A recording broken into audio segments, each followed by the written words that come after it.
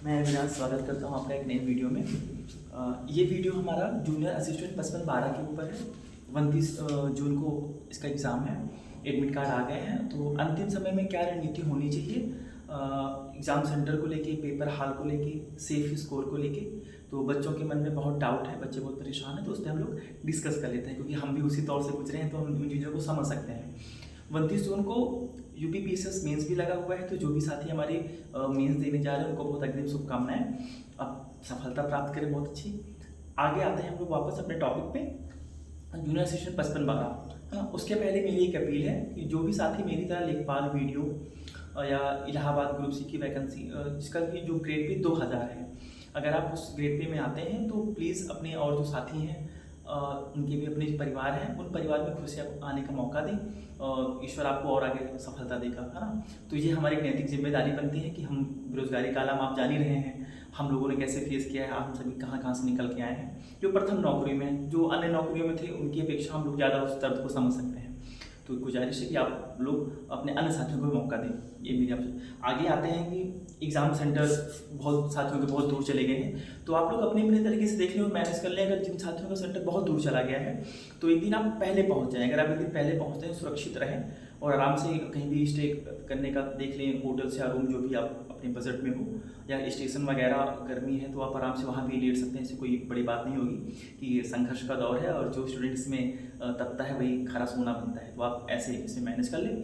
और अगर आप देख लें जहाँ से भी आप स्टे कर रहे हैं, जहाँ पे आप रह रहे हैं, वहाँ से और एग्ज़ाम जहाँ पे आप रुके हुए हैं कि डिस्टेंस कितनी है। अगर वहाँ पे 1 घंटे का डिस्टेंस लग रहा हो तो आप कोशिश करें कि वहाँ पे अगर 2 से ढाई घंटे पहले पहुँच जाएँ, क्योंकि आप अनजान शहर में वहाँ के मौसम के बारे में, वहाँ के अनजान रास्तों के बारे में आपको नहीं पता लगा आपने 1 ही घंटे पहुँचे, लग रहा है आप 1 घंटे में निकले और रास्ते में ही रह गए। तो इन चीज़ों का विशेष ध्यान रखें।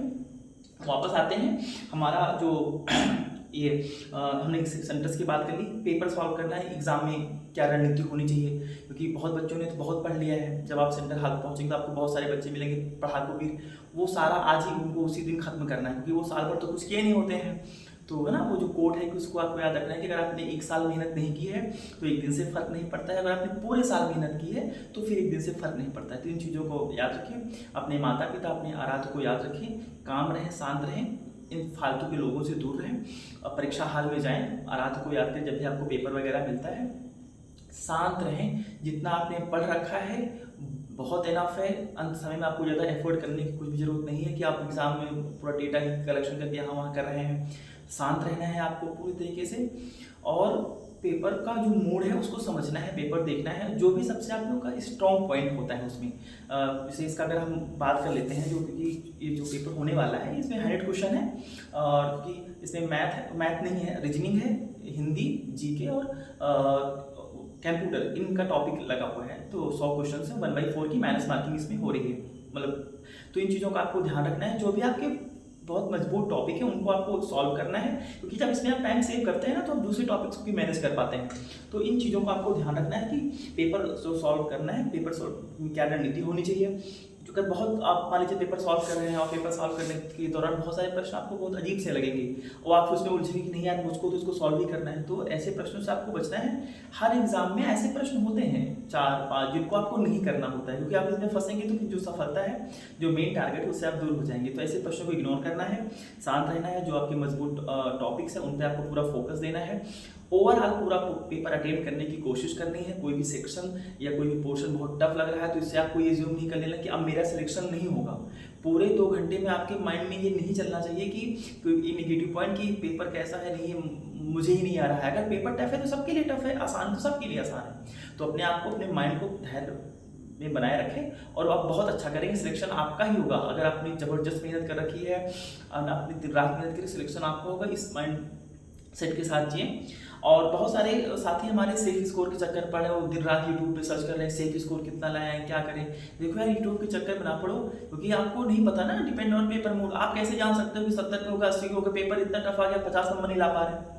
तो आप इन चीज़ों का ध्यान रखें। आपको जितना आता है आप अपना बेस्ट से बेस्ट करने की कोशिश करें। जो चीज़ें आपको आती हैं बहुत बेहतर तरीके से करें, लेकिन आप दिमाग में ये फोबिया ना ला लें कि 70 ही लाना है, 80 लाना है। अगर आप इसके चक्कर में 70 और 80 चक्कर में पड़ेंगे, आप पे दबाव आएगा। अगर आप पे दबाव आ गया तो आप पेपर खराब कर दोगे, तब तो आप मेन टारगेट से बाहर हो गए। भी 70 और 80 इसलिए ज़्यादा सेफ स्कोर के चक्कर में ना पड़े, जो भी पेपर जितना है उसके मूड को समझे, जितना आप बढ़िया से बढ़िया लगा सकते हैं, माइनस मार्किंग का ध्यान रखते हुए, नहीं तो 1/4 की माइनस मार्किंग, चीज़ों को देख लें अपने हिसाब से 50-50 करके, जो भी ऑप्शंस को हटाने के बाद कौन सा थोड़ा बहुत रिस्क ले सकते हैं, एक तरफा ना चीज़ें होने पाए। तो हमने एग्जाम सेंटर्स की बात कर ली, एग्जाम हाल में कैसे आपका paper depend on paper mode होना चाहिए उस पर बात कर लिया, सेफ स्कोर पे बात कर ली। इन चीज़ों पे आप ध्यान दें। आपको मेरी पुनः मतलब अग्रिम बधाइयाँ कि आप बहुत अच्छा करेंगे। मैंने लास्ट वीडियो में डिस्कस किया था कि हम पेट की सीरीज़ लाने वाले हैं, तो इसके बाद बहुत जल्द आपको वीडियो मिलेगा, क्योंकि हमारे बहुत सारे साथी अपनी अपनी फील्ड में बहुत एक्सपर्ट हैं, किसी का हर का अपना अपना एक बहुत बेहतर सब्जेक्ट मजबूत है। तो हम सबसे 1 बाय 1 आपको मिलवाएंगे और उनकी स्ट्रेटजी कैसी थी सब्जेक्ट को लेकर, उनके सोर्सेज क्या थे, उन्होंने कैसे फॉलो किया और कैसे बेहतर नंबर लाए, बहुत बेहतरीन स्कूल लोगों ने किया हुआ है, तो उसके बारे में आपको बताया जाएगा, उनके सोर्सेज, उन्होंने कैसे प्रैक्टिस की। और तो इन चीज़ों पे तो आप चैनल के साथ बने रहें, सपोर्ट करें, शेयर करें, जो भी आप साथी हैं, जो भी बहुत सारे लोग गलत गाइडेंस में आ गए हैं, बच्चे मतलब गलत दिशा में जा रहे हैं, तो उनको आप समझाएं कि हम लोग सिलेक्टेड हैं, हम आपको बेहतर, सटीक और जो बेहतर रास्ता है वो बता देंगे, जिससे आप भटकेंगे नहीं और सफलता तक पहुंचने का बहुत नज़दीक आ सकते हैं। तो ठीक है, फिर अपना सपोर्ट और प्यार बनाए रखें, फिर मिलते हैं नेक्स्ट वीडियो में। जय हिंद, जय भारत।